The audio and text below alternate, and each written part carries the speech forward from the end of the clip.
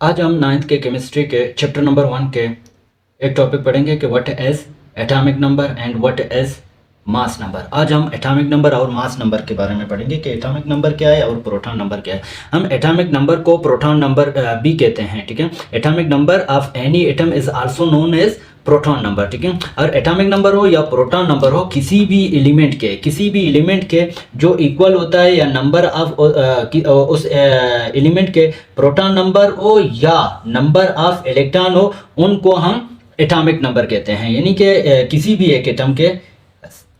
भी एटम के नंबर ऑफ प्रोटॉन और नंबर ऑफ इलेक्ट्रॉन को उसके एटॉमिक नंबर और प्रोटॉन नंबर कहते हैं, ठीक है। दूसरे वर्डों में हम कहते हैं कि एटॉमिक नंबर जो है वो किसी भी एलिमेंट के वो हमेशा इक्वल होता है नंबर ऑफ प्रोटॉन के present in the nucleus of an atom. किसी भी एटम के अंदर नंबर ऑफ प्रोटॉन होते हैं वो हमेशा उनको हम एटॉमिक नंबर कंसीडर करते हैं, ठीक है। सपोज अगर हमारे पास एक एटम है, उसके न्यूक्लियस के अंदर जो प्रोटॉन नंबर होते हैं वो 6 हैं, ठीक है। तो इट्स मीन कि उसका एटॉमिक नंबर जो है वो हमेशा 6 रहता है, ठीक है। अगर कोई दूसरा एलिमेंट है, उसका जो प्रोटॉन नंबर है वो अगर 3 है, ठीक है, तो इट्स मीन कि उसका जो एटॉमिक नंबर है वो भी 3 है। किसी भी एक एटम के अंदर जो न्यूक्लियस के अंदर प्रोटॉन मौजूद होते हैं, उनके प्रोटॉनों की नंबर को हम एटॉमिक नंबर कहते हैं। या किसी भी एटम के जो न्यूक्लियस के बाहर जितने भी इलेक्ट्रॉन होते हैं, नंबर ऑफ इलेक्ट्रॉन को हम उसके एटॉमिक नंबर कहते हैं। एटॉमिक नंबर की एग्जांपल को देखें तो हमारे पास एक एलिमेंट है हाइड्रोजन, ठीक है। हाइड्रोजन के नंबर ऑफ प्रोटॉन जो है वो 1 है, तो उसका जो एटॉमिक नंबर है वो भी 1 है। हाइड्रोजन के अंदर जो इलेक्ट्रॉन है वो 1 है, यानी हाइड्रोजन का इलेक्ट्रॉन नंबर 1 है, तो उसका एटॉमिक नंबर जो है वो भी 1 है। कार्बन को अगर देखें तो कार्बन का जो प्रोटॉन नंबर है वो 6 है, इसी वजह से उसका जो एटॉमिक नंबर है वो भी 6 है। कार्बन के अगर हम इलेक्ट्रॉनों को देखें तो हमारे पास कार्बन के जो इलेक्ट्रॉन है वो 6 हैं, कार्बन के इलेक्ट्रॉन 6 हैं और उसके एटॉमिक नंबर भी 6 है। इसी तरह ऑक्सीजन के जो प्रोटॉन नंबर है वो 8 हैं, तो उसका एटॉमिक नंबर है वो भी 8 है।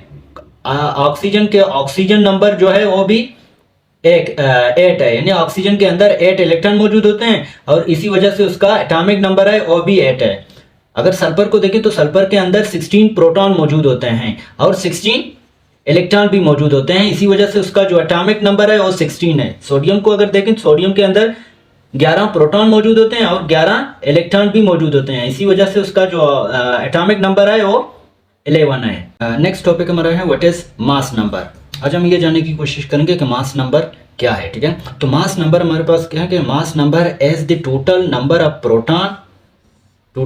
Proton and neutron present in the nucleus of an atom is called mass number. किसी भी एक एटम के अंदर उसके न्यूक्लियस के अंदर जो नंबर ऑफ प्रोटॉन और नंबर ऑफ न्यूट्रॉन, इनको अगर हम सम अप करें तो हमारे पास उस एटम के मास नंबर बन जाता है। यानी मास नंबर हमारे पास किसी भी एटम के न्यूक्लियस के अंदर मौजूद नंबर ऑफ प्रोटॉन और नंबर ऑफ न्यूट्रॉन को जब हम उनको सम अप करते हैं तो हमारे पास उसका मास नंबर बन जाता है। नेक्स्ट डेफिनेशन ये होगा कि mass number is the sum of the number of protons and neutron, number of proton and neutron present in the nucleus of an atom is called mass number. किसी भी एटम के अंदर नंबर ऑफ प्रोटॉन और number of neutron, उनको अगर हम sum up करें तो हमारे पास उस एटम की मास नंबर बन जाता है। और मास नंबर को हम रिप्रेजेंट करते हैं, डिनोट करते हैं कैपिटल ए से।